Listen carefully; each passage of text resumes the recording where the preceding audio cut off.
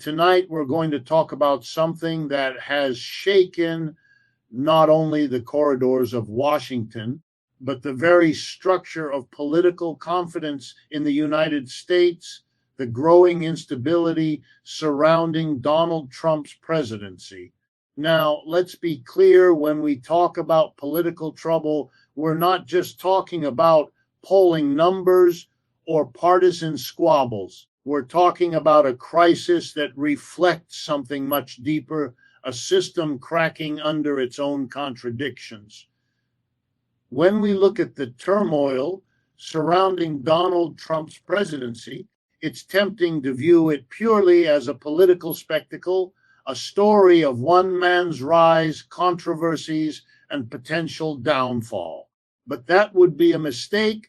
What's really happening here goes far beyond the personality or political tactics of Donald Trump. It's not just a political drama, it's a symptom of a systemic breakdown. The real story is that the American political and economic system itself is showing signs of deep structural decay. Trump's presidency has merely brought those cracks into the open for all to see, and when a system begins to falter from within, it doesn't collapse quietly. It does so loudly through conflict, scandal, division, and social unrest. Let's be clear, Trump didn't create the conditions that led to this crisis. He exploited them. He rode a wave of anger, economic pain, and disillusionment that had been building for decades. When a society tells its people that if they work hard, they'll succeed, and then millions find themselves working harder than ever while falling further behind, you create fertile ground for someone who promises to blow it all up. Trump positioned himself as that person.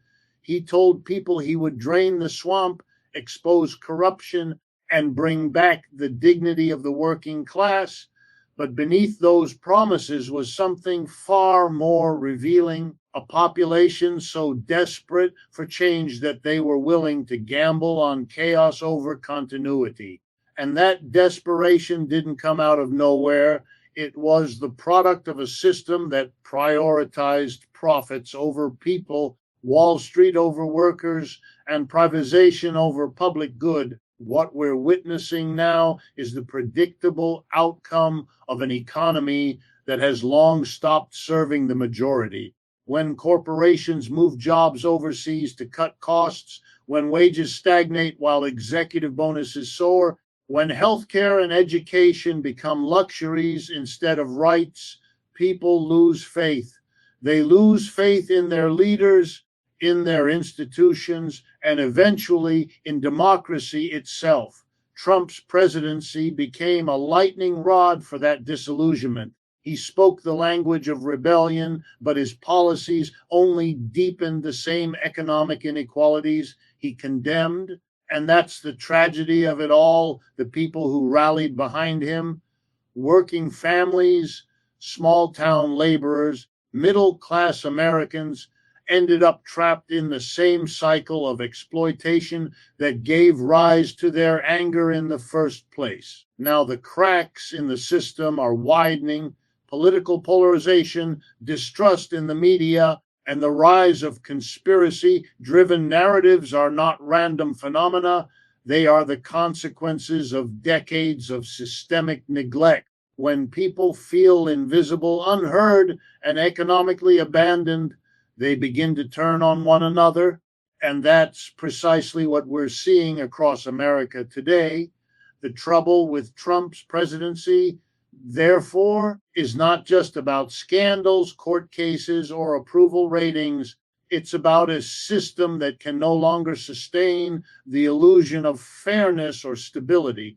The economic foundations of the United States, once built on mass production, organized labor, and shared prosperity, have been hollowed out by financialization and corporate greed. What's left is a fragile shell that still calls itself democracy, but increasingly functions as an oligarchy. Here's the uncomfortable truth: systems don't collapse when they're weak. They collapse when they can no longer hide their contradictions. Trump's presidency didn't introduce corruption, it exposed it. It didn't invent inequality, it made it impossible to ignore. Every political scandal, every policy reversal, every division among citizens, these are all symptoms of something deeper, a society losing its cohesion because its economic model no longer works for the majority. And when that happens, leaders like Trump emerge as both product and accelerant of the decay. They feed on public anger while reinforcing the very system that created it. Imagine an old building that's been neglected for years. The foundation has cracks, the beams are rotting, but the owners keep painting the walls, pretending everything's fine. That's the US political economy today. Trump didn't break the foundation, he just kicked hard enough to make the cracks visible. What we're witnessing is a systemic reckoning. The markets, the media, the institutions of governance, all are struggling to maintain legitimacy in the face of growing public awareness that the game is rigged. The presidency, once seen as the pinnacle of national trust, is now viewed as another instrument of power, manipulated by the wealthy and insulated from accountability. And as Trump's presidency falters, so too does the myth that this system can self-correct without fundamental change. The crisis facing Trump is not just personal or political, it's historical. It marks a turning point where the contradictions of capitalism, inequality, instability, and alienation are too visible to disguise with slogans or spin. The anger fueling Trump's rise was real, but it was misdirected. Instead of challenging the structures of exploitation, it turned against scapegoats, immigrants, foreign nations, the deep state. But anger misdirected is still anger, and it doesn't disappear. It mutates, it grows, and eventually it comes back to confront the system that caused it. That's what we're beginning to see now. The system eating itself from within, the institutions imploding under the weight of their own hypocrisy. So when we say Trump's presidency is in serious trouble, we're not just talking about political survival, we're talking about the unraveling of faith in an entire order, economic, political, and moral.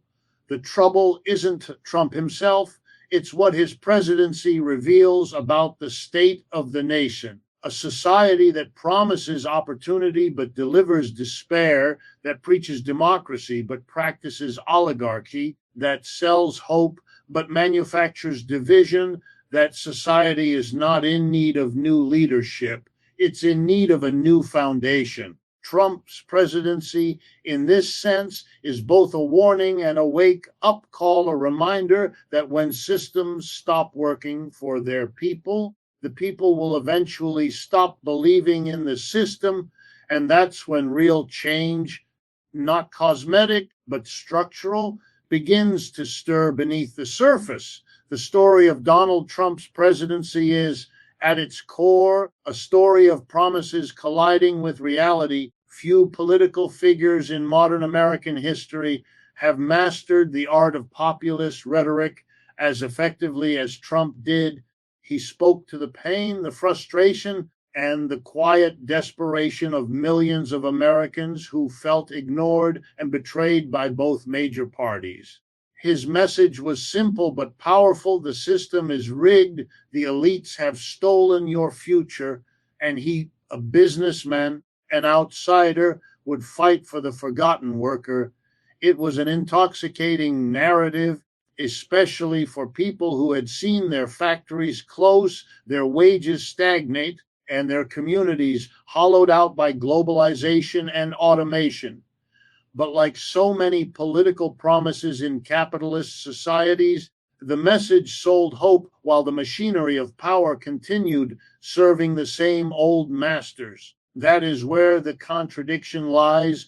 between populist rhetoric and corporate reality. When Trump said, America first, many Americans heard workers first, but in practice it meant corporations first. The tax cuts, the deregulation, the dismantling of environmental protections, all of these policies were designed to boost short-term profits for the corporate elite, not to rebuild the economic foundation for working people. The 2017 tax reform, for example, was marketed as a victory for the middle class, but the overwhelming benefits flowed upward to the very people who least needed them. Corporations used the savings not to raise wages or create jobs, but to buy back their own stock, enriching shareholders and executives. Meanwhile, ordinary Americans saw little change in their paychecks, continued to face rising healthcare costs, and struggled under crushing personal debt. It was, in every sense, a bait and switch, a populist performance masking an economic agenda that favored the wealthy. The brilliance of Trump's populism was not in its substance, but in its theater. He spoke like an everyman, unfiltered, emotional, angry, a sharp contrast to the polished indifference of career politicians. But while his words attacked the establishment, his policies reinforced it.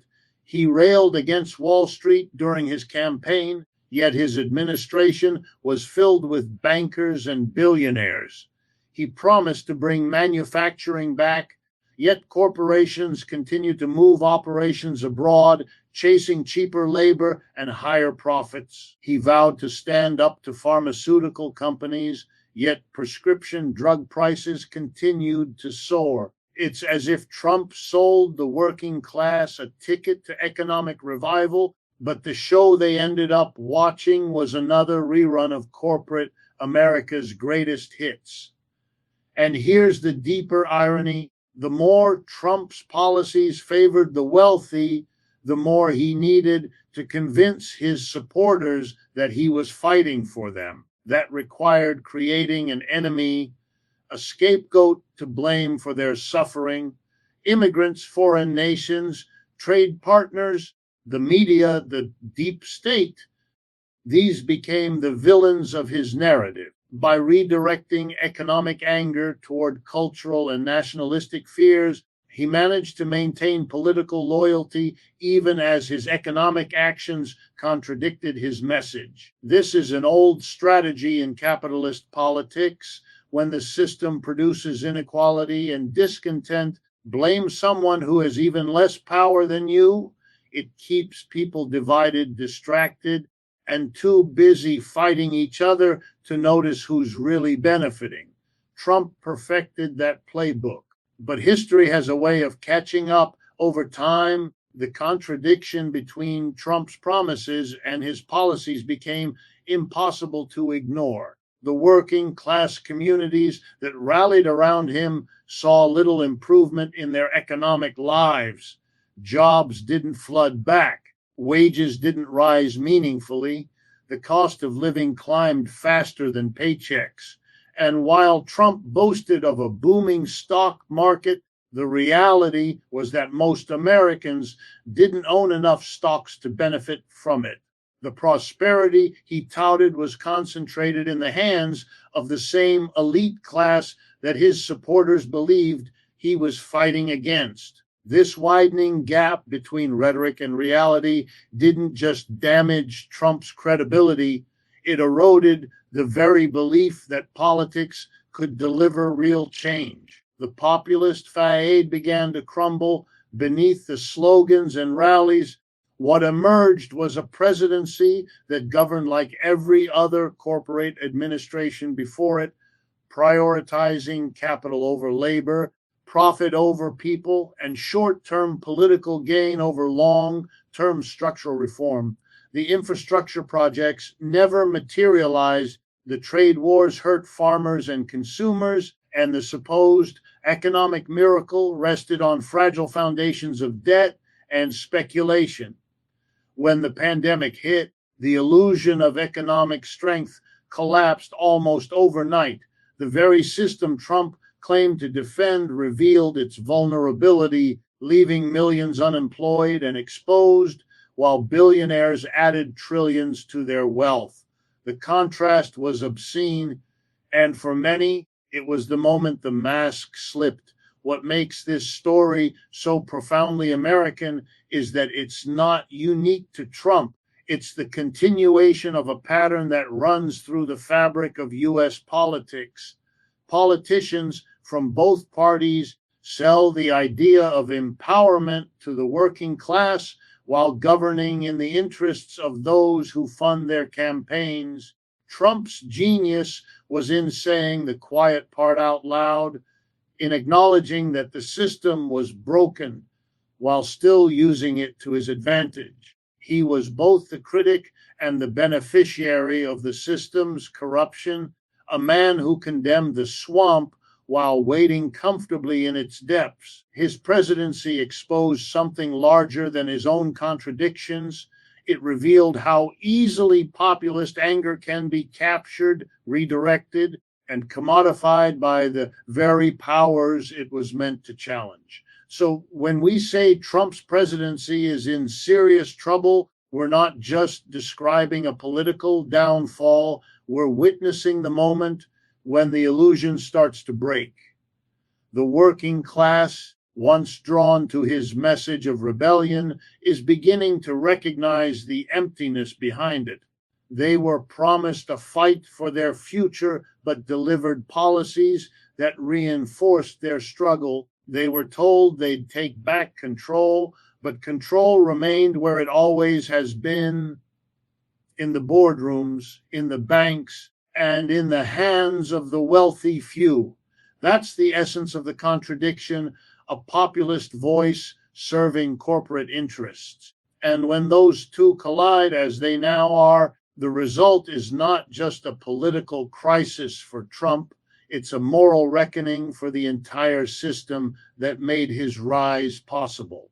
One of the most revealing developments during Trump's presidency has been the slow but undeniable reawakening of class consciousness in the United States. For decades, Americans were told that class didn't exist here, that everyone was middle class, that hard work could overcome any obstacle, and that the system rewarded merit, not privilege.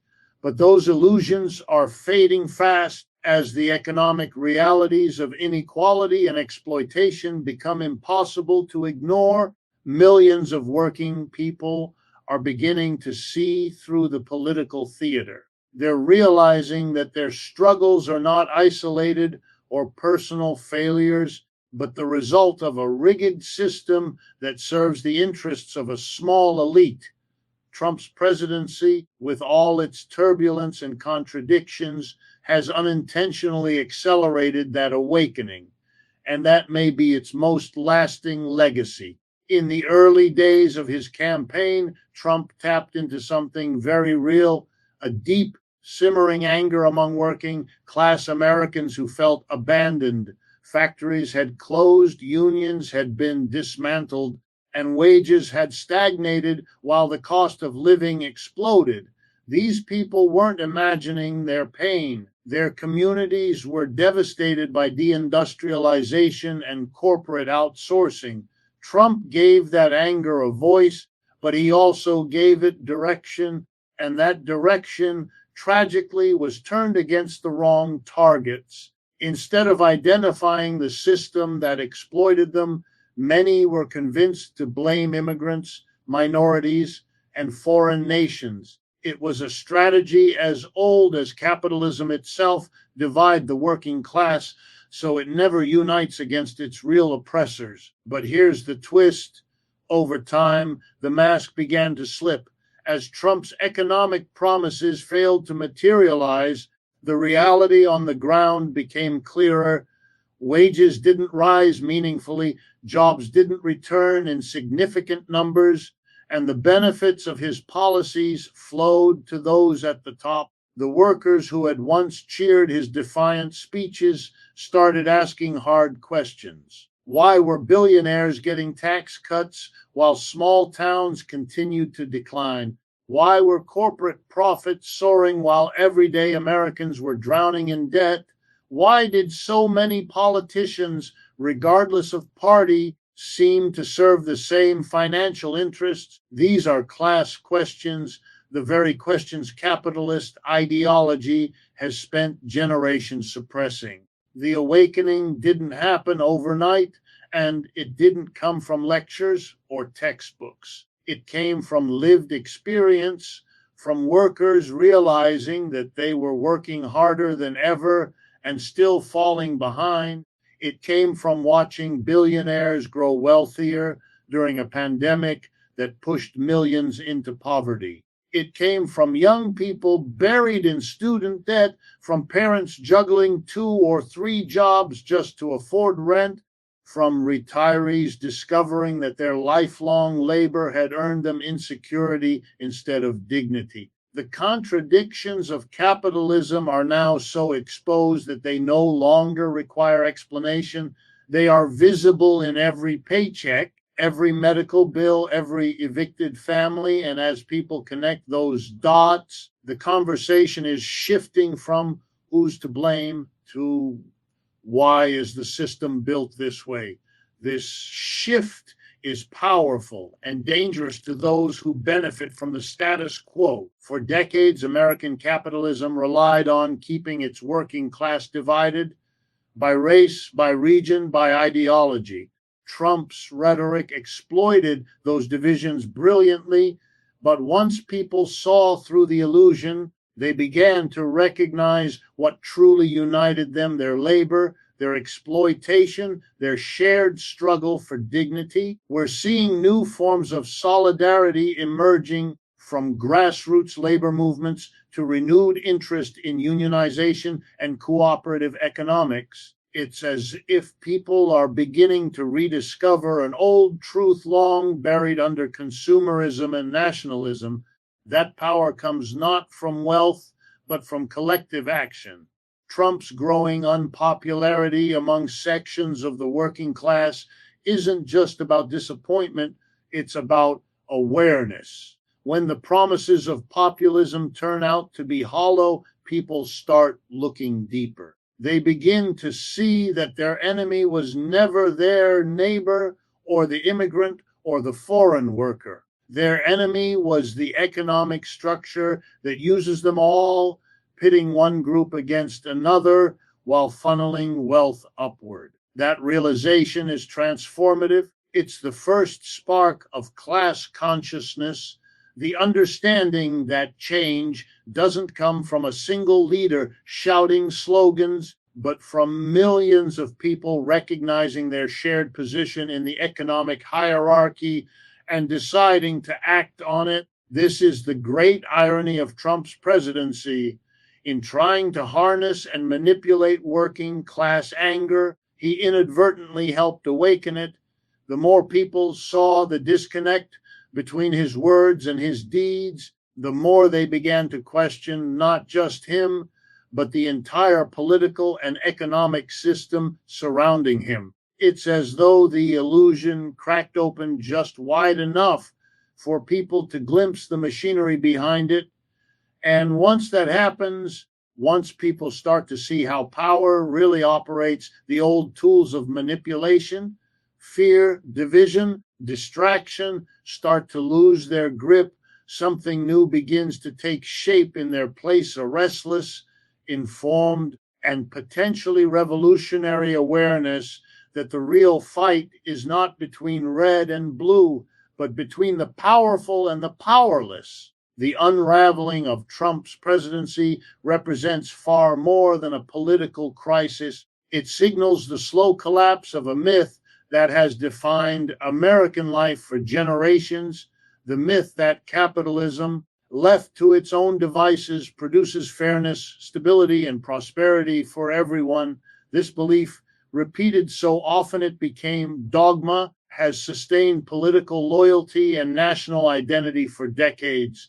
But today, that illusion is breaking down. Trump's rise, his chaotic governance, and the turmoil that surrounds his legacy are all part of a deeper story, one of a system confronting the limits of its own contradictions.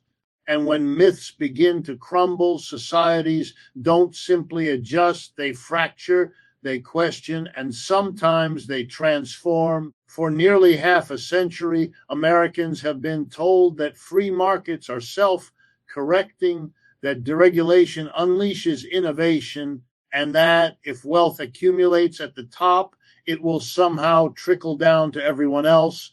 Trump, in his own brash and unpredictable way, was the ultimate salesman of that promise. He told struggling workers that economic nationalism would restore their dignity, that tax cuts for corporations would revive growth, that stock market surges equaled national strength. For a while, it worked. Many believed that he had discovered a new path to prosperity, one that defied the political establishment. But beneath the headlines and the rallies, the old economic logic remained intact. The rich kept getting richer, the middle class continued to erode, and the poor stayed trapped in a cycle of insecurity. The great American comeback he advertised was in reality the same old economic order wrapped in a louder, more theatrical costume. What's happening now is that the disguise is wearing off. Americans are waking up to the reality that capitalism, in its current form, doesn't lift all boats. It capsizes most of them so that a few can sail freely. The data tells a brutal story. While worker productivity has skyrocketed over the last 40 years, real wages have barely moved. Housing, healthcare, and education, the basic ingredients of a decent life, have become unaffordable for millions. Entire generations are burdened by debt before they even begin their working lives, and yet the wealthy elite, shielded by tax loopholes and globalized investments, amass wealth at levels unseen since the Gilded Age. Trump didn't cause this inequality, he amplified it.